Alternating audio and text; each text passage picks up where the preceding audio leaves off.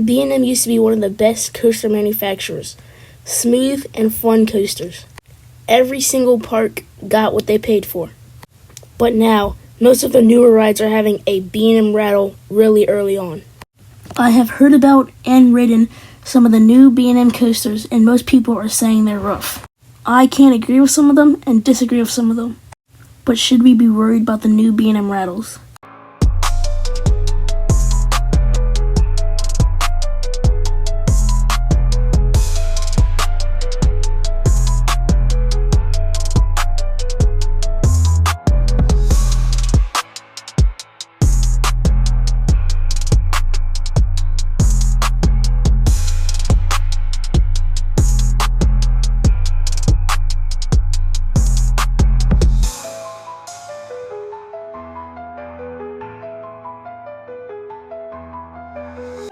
The B&M that I most recently rode was Raptera.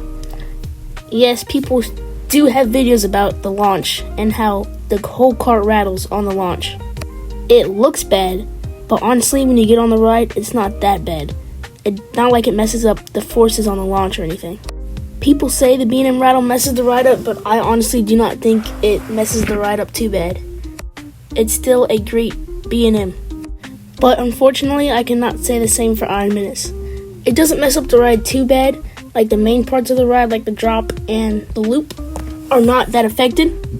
But almost all the other elements on this ride have a rattle, and it messes the ride up a whole lot, especially that one big jolt at the end of the ride. Not all of it is rough though, it has potholes in them. There's only about like 3 or 4 rough moments, but considering this ride is short, it kind of messes up the ride. It's still a good ride, just the rattle messes it up a little bit. And now for most of the family coasters. I've heard that the family coasters are pretty rough, including Penguin Trek and Phoenix Rising.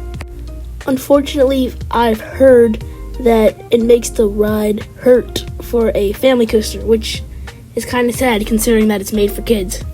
Honestly, we should be worried for these kid coasters, because they don't seem to be doing pretty well and they seem to be bumpy, which is not good for young audience. And also Wrath of Rakshasa also opened, and I've not heard anything calling it smooth or rough, so I might have to skip that one.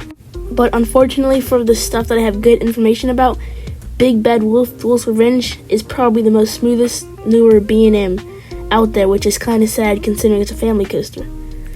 I guess the young audiences will be happy. Now it's time to answer the question, should we be worried? For coaster enthusiasts, yes, I think we should be worried.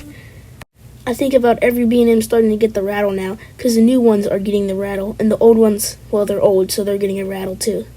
It's not looking good for B&M, but let's hope they can make a recovery and be one of the best coaster manufacturers again. Thank you guys so much for watching, and I will see you in the next one.